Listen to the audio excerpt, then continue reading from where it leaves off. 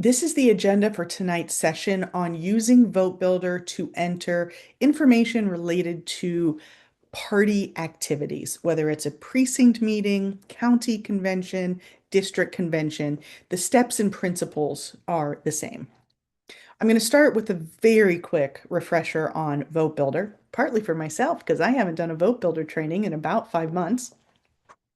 And then I'll talk about how you can streamline your data entry by using the form view within VoteBuilder, how to then generate reports of data, whether it's for your precinct, county, or district conventions, the benefits of updating my campaign in addition to my voters, and then at the end, I'll wrap up with some additional resources. So jumping into the VoteBuilder refresher, if you have attended any of my VoteBuilder trainings before, you've probably seen this. I think it's generally a good reminder, and I know when I learned VoteBuilder for the first time, it was not easy. It's not super intuitive. The good news is VoteBuilder is an incredibly powerful, very robust tool. The less good news is it's not as intuitive as we've kind of gotten used to on our phones and shopping on Amazon. Like some things go very easy and smoothly and you can figure them out. Vote Builder takes a little bit of practice. So I encourage patience, practice, and experimentation. You're never going to learn everything you need to know about Vote Builder in 1 hour. I've been using Vote Builder for 7 years, 8 years. I still learn things all the time, and they change and update VoteBuilder all the time. For me, the more I use it, the more regularly, the more often I use it, the easier and faster it gets for me. So I hope you have that experience too. There's also more than one way to do things in VoteBuilder. So if you have a process that you do that's working for you and is a little different than what I demonstrate, if it's working for you, keep going.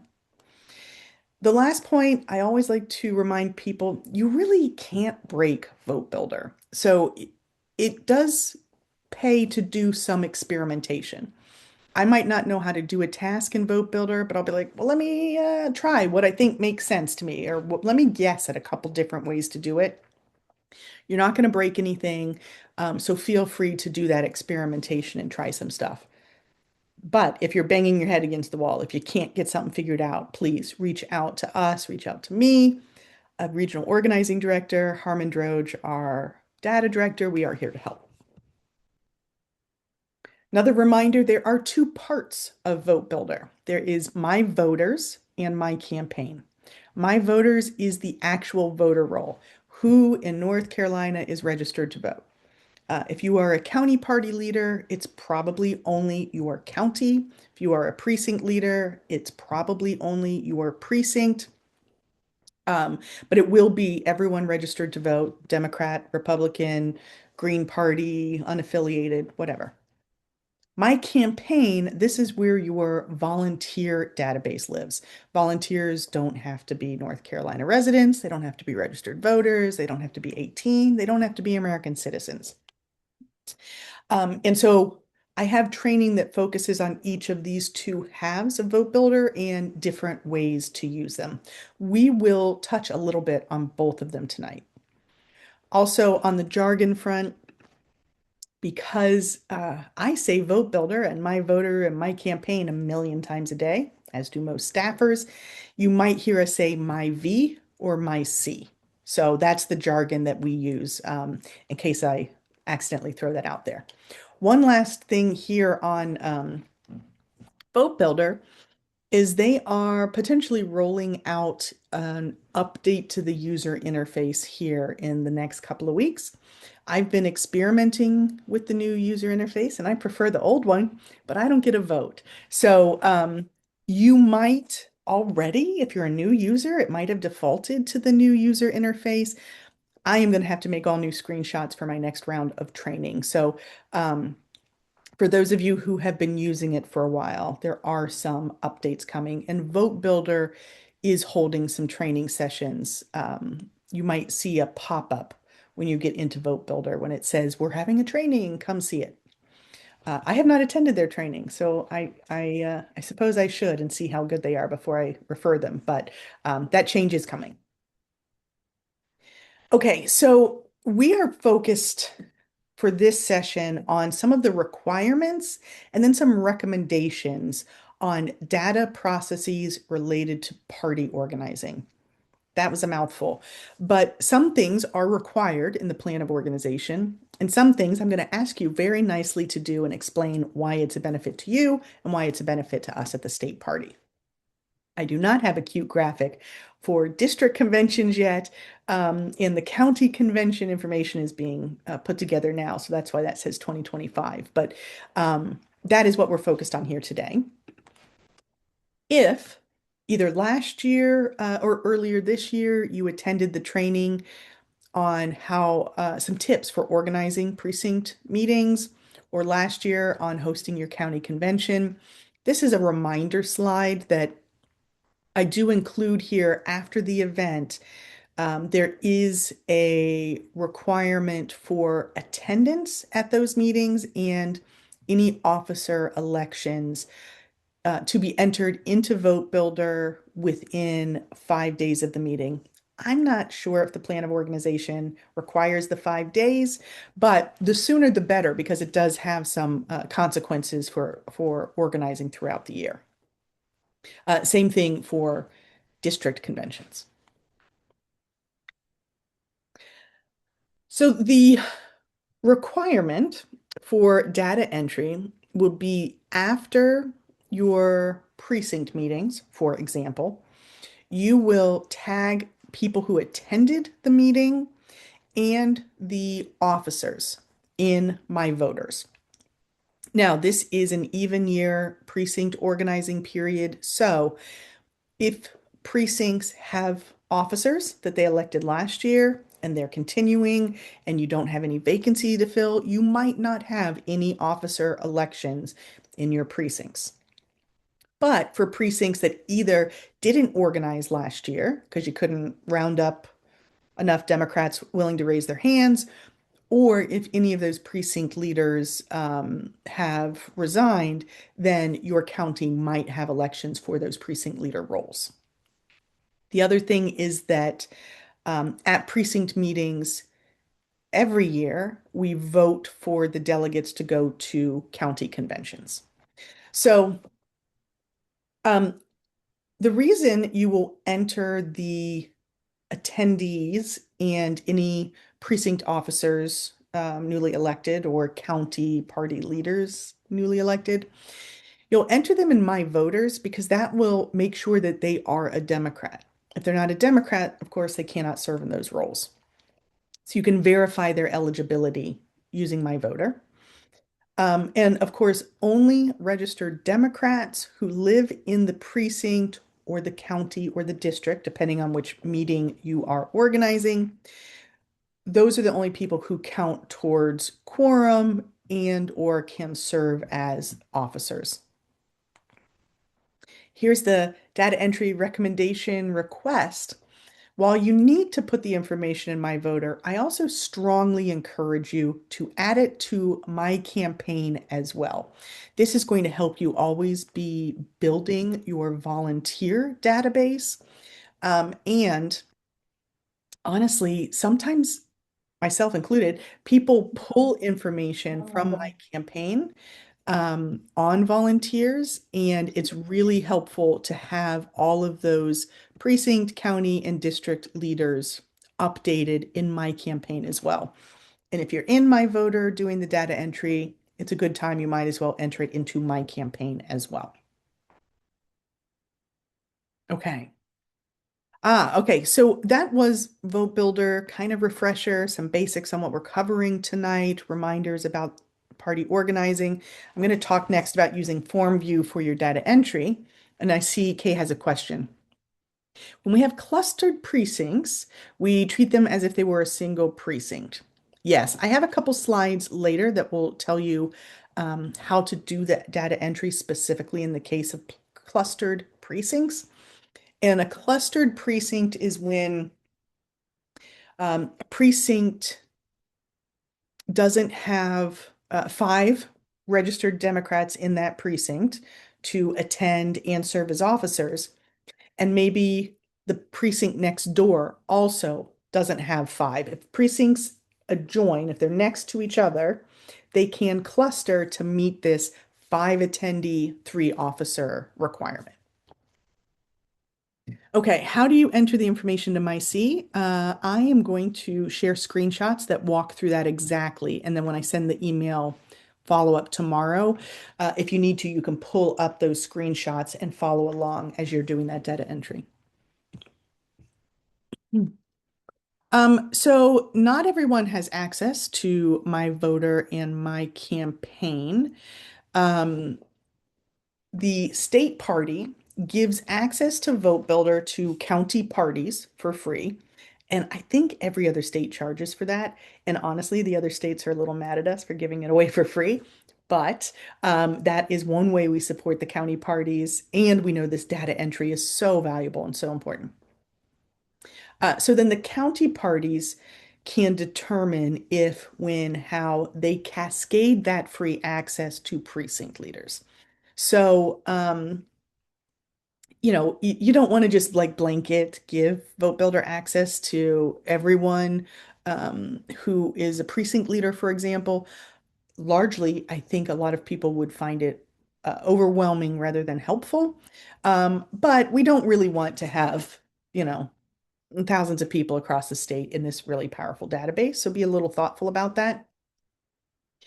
Um, and the other group that we give free access to is Democrats running for office. So, Janet, I'm not sure based on how you're phrasing that. If you are here because you are a candidate running for office, the rest of this content is probably not going to be helpful for you. Um, if that didn't quite answer your question, you could raise your Zoom hand or keep typing in the chat. Sarah Broadwell, thank you for catching my jargon. Tag um, is a verb and a noun. A tag adds information to somebody's record in VoteBuilder that applies certain characteristics to them. So, Sarah, you are tagged as the second vice chair for Caswell County. Did I pronounce it right this time? My God. It's also a verb because I would say, I'm going to go tag Sarah as the second vice chair. So I will show you some screenshots, but it appends kind of some specific information about someone in VoteBuilder. I hope that's helpful. Janet, I see your hand up. Okay. Hi, yeah, thanks. So I am not running for office, thank goodness. But would you mentioned you should also update the My Campaign side. If you are not running for office, would you even see the My Campaign side? Yeah, so the county parties Have both sides? have a roster of volunteers. So yes, they will see both sides. Oh, okay, thanks. Yep. Morris, is there a minimum number of organized precincts to make a cluster? It would take two. What's important is that they have to be neighboring. They have to be adjacent precincts in order to cluster. I'm going to take the question from Robert, and then we're going to move to the next section. Go ahead, Robert. Did you get a pop-up to unmute? Mute. There we go. Okay. I notice our focus is on Vote Builder, but for those of us who are still fairly new to the Democratic Party organizing, as first vice chair, why is it important to have more precincts certified or organized within your county than fewer? Yes. So that is a good question. I would say that the soft, squishy answer is because we need that organizing to build volunteer groups to conduct voter contact to win elections. Now, the more specific, tangible answer probably is that organized precincts then kind of give credit for counties in case There is an elected official who resigns their position or somebody who's on the ballot who withdraws from an election. There are circumstances when a county can make a recommendation on who should fill that elected office or be put on the ballot.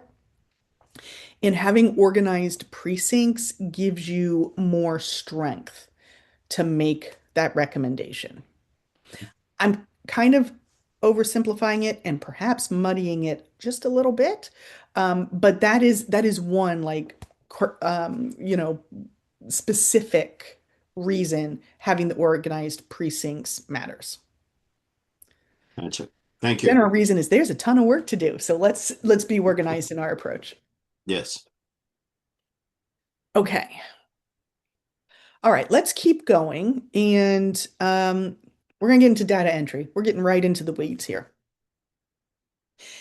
The screenshots here are for precinct organizing, but these ideas are also applicable for county conventions and district conventions.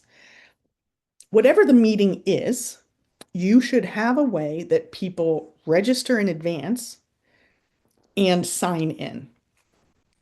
Now, I've been encouraging people to use Mobilize, create an event on the Mobilize tool so people can sign up in advance, and then you can use that as part of your check-in process to confirm who is in attendance. I like that because it gives you a nice looking website. You can email or text that website to people. On the back end, it links up with VoteBuilder, and so it helps do some of the data entry for you. But I know that not every precinct, county, or district prefers that method. So you might also have paper forms. You might have an Excel spreadsheet or a Google sheet. There are some free tools people might use for registering and then signing up. Also, one of the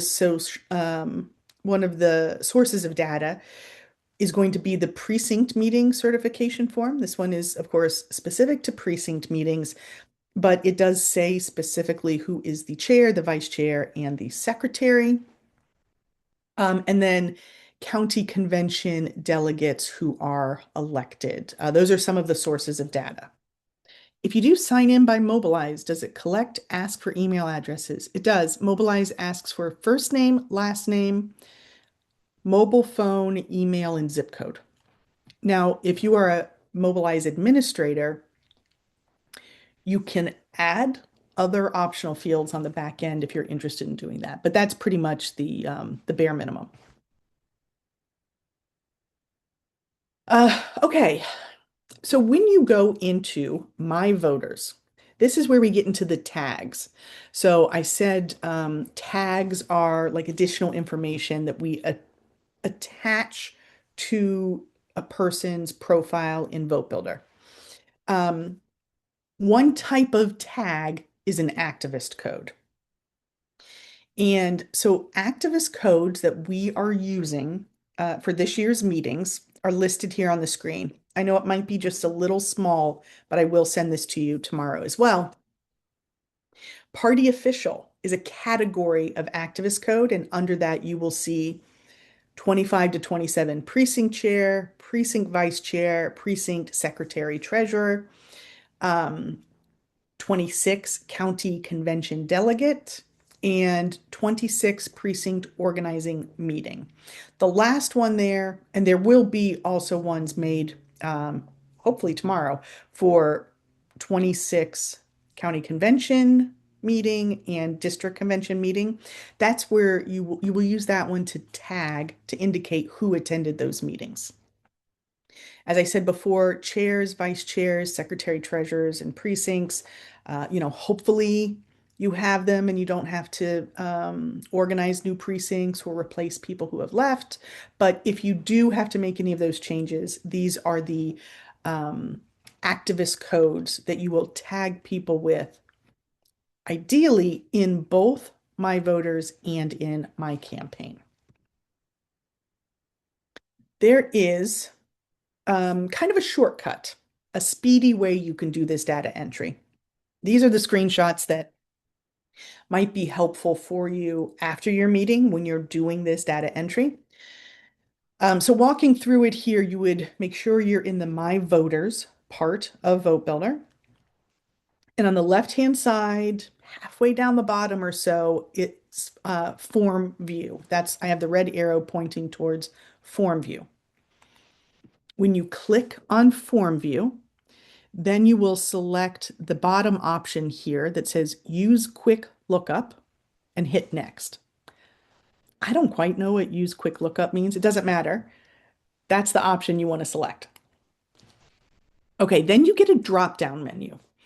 The red arrow, red box, this is where you will select which form to use. Form is the terminology that we're using for this quick lookup method. Your form options are going to be 2026 precinct meeting reporting form, 2026 county convention reporting form, 2026 district convention reporting form. The next line, it says the name of the person doing the data entry. It'll probably be your name. Then the orange arrow, the orange box, put the date that you had the meeting. That is the date canvassed. Canvassed in this case just means like we had an interaction. So you put the date you had the meeting, and then in the canvas type drop-down menu, you will select meeting from the options. And then you hit the green next button. That is telling VoteBuilder, all the people I'm about to do data entry for, this is the information I'm entering. Now that you've done that, it will bring up this screen, and this is where you will start searching by attendees. I'm going to go back for one moment. This form view, you might do this part just the one time. Then you will look up each attendee, probably individually. So in this form view, use whatever information you know to look up the people who were in attendance. So for example, for your precinct meeting, for your county convention, right off the bat, you should probably put your county's name in the county dropdown. That'll narrow the state to just your county. And then put in the name of the person you're looking for. This can be just a little bit tricky because, for example, my name is Christy Boer. If I'm signing in to your event, I'm probably going to put Christy Boer, but I'm registered to vote as Christina. So when you're looking in My Voter, you're looking at the voter roll. If you looked for Christy Boer, you might not find me. But if you put K Boer, you probably would because my last name is uncommon enough. If you were looking for somebody with a very common last name, you might need to put a little bit more information. So you might have to try. Some people are very easy to find. Some people, you might have to try a couple of things. You can try their cell phone, you can try their email, you can try their street name, things like that.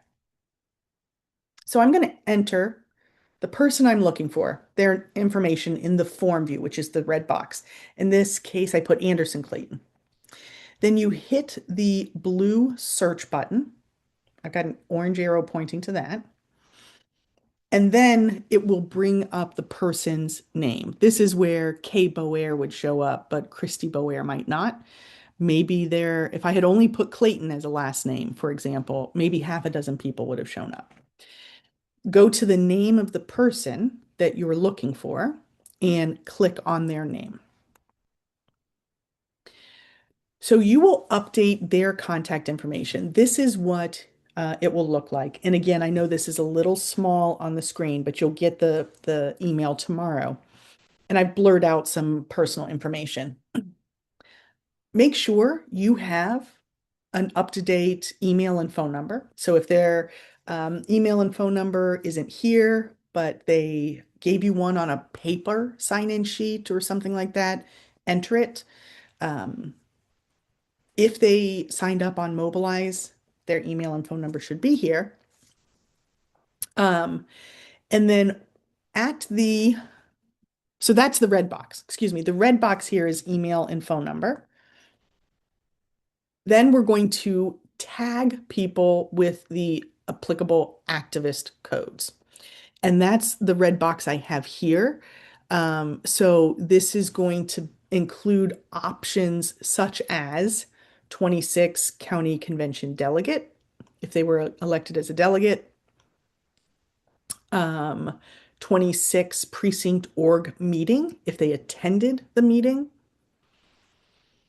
And then if you need to tag people as the chair, secretary, vice chair, that is there as well. It will be similar for county conventions and district conventions. So select the activist codes that are relevant. Here are the options for county conventions. So 2026 Congressional District Convention Delegate. Oh, we don't have the 26 one created yet. This is last year's screenshot. Sorry. At the county level, it'll be a county convention delegate, chair, first vice, second vice, third vice, secretary, if needed. Hopefully you already have people in those roles. Let me see this note from Kay. No need to use an asterisk after KR. Yes. Yeah, you don't need to put it's not like a Boolean search. I don't know, maybe it's capable of that and I'm just not smart enough to know that. Maybe you will teach me something, Kay, but no, you could just put the K or the KR and it'll find what it can. Yeah. I haven't said the word Boolean in a very long time. Okay. Um, Oh, then you save. You've done your data entry. So what I have here is there's a small red box kind of in the upper right-hand corner. That is the save button. So after you tag someone with those activist codes, after you indicate they attended, were they elected to something, make sure you hit save. So it actually records that information. And then you will go look for your next person. This is a faster method than doing like a quick lookup, looking up somebody's name, digging around and adding the activist codes. This is your shortcut. I promised I was going to talk about precinct clusters. So a cluster is a group of precincts that are acting as if they're one precinct. It is not a group of precincts that meet in one spot and then have separate meetings. So the precinct cluster is precincts that can't come up with 5 Democrats and 3 officers by themselves. So they kind of tag team with somebody else. Here is the data entry information for clustering.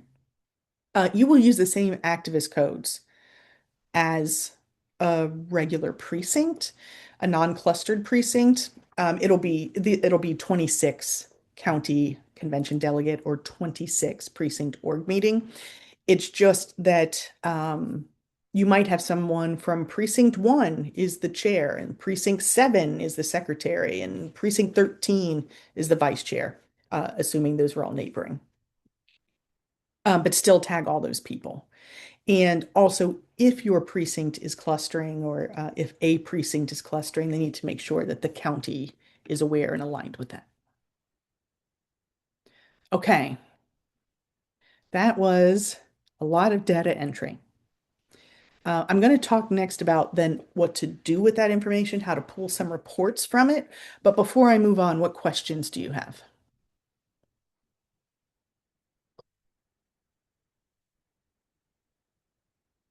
Okay. Gonna get a lozenge here. Let's keep going. Generating reports of precinct data. I bet you didn't know this was going to be this glamorous. Okay. After precinct organizing, you probably want to know how many Democrats attended each precinct meeting. Oh, let me pause. I do see Kay put a question in the chat. Can a county organizer use My Campaign? Counties do have access to My Campaign. I think that's what you're asking. The permission for each individual is granted separately. So theoretically, I could give you access to my campaign only and not my voter. Or I could give you access to my voter or not my campaign. So if you have one and not the other, and you think you need both, talk to county chair or whoever granted you that access. You can also give people different permission levels. So maybe maybe we've got an intern and I'm going to give them level 2 access to my voter, but level 4 access to my campaign or something. Okay. We're going to pull a report to see how many Democrats attended each precinct meeting. Again, these are some slides that might be helpful to you after the precinct organizing period, when you might want to look at some of this information after you've done the data entry. So at that point, might be helpful to look at these slides and kind of follow along. We're going to go into My Voters in VoteBuilder and create a list. For precinct organizing, then select your county, the county that you're in, and select the activist code that is under the events submenu, 26 precinct org meeting. Run that search. And then after you have created and run a search, the graphic here is what it looks like, right? This is what comes up that you could then make a phone bank or make a canvas. We're going to use the counts option that I have the red box around. It's going to give us some data. So we're going to run quick counts and crosstabs. These steps work. They do not roll off the tongue, so I apologize. But for crosstab 1, you would put data field party. For column 1, data field precinct, and then you hit the blue button that says refresh results. And that will give you that report. Oh, this is going to help you answer how many Democrats attended each precinct meeting. Question 2, you might want to know which precincts have elected officers and which ones have gaps. This is a question you might want to answer before your precinct meetings in case you need to do some targeted recruitment. In that case, again, in My Voters, create a list, select your county, and then click on the blue word activist code. That will take you to a sub menu where you can select 25 to 27 precinct chair, 25 to 27 precinct secretary, 25 to 27 precinct vice chair. Save and run that search. Then again, we're going to go to select counts. And these are the counts you will use field by field on the screen to get the information you look for. And then when you run that report, the way you will interpret that table is there is a row for every precinct that has at least one officer. And then there are yes, no columns for each precinct office. And if there is a 1 in the yes column, someone has been elected to that position for the precinct. Describing what that looks like sounds like gibberish to me, and I've done it before. So I understand if that's confusing. But if you try to run that report and you follow those exact steps, it should work. If you have any challenges, come see me in office hours. I'm happy to help you with that. I do want to flag that that might be a little weird in cases where there are clustered precincts. So that's just something to keep in mind if you see some anomalies in the data. Okay, I think I'm going to have time to do a screen share because we're doing good on time. So I'm going to make myself a note. Counts and tabs. Maybe I will try to screen share that process and see if I can do it without looking at the example.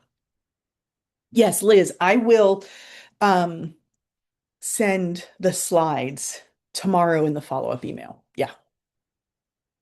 I know that's like some of the densest training I think I ever do. Okay, updating my campaign. We've been mostly focused on making updates in my voter. Um, yeah, I get it, Robert. Absolutely. And I do encourage people then to either uh, watch a recording and you can like pause the screen and then go do it. Um, yeah, it's a challenge of me serving in a statewide role. I can't go to every county and do this hands-on, but yeah, I'm here if you have help, if you need any help. Okay, let's see. Are all of your precinct meetings attendees in my campaign? So my voter is the requirement.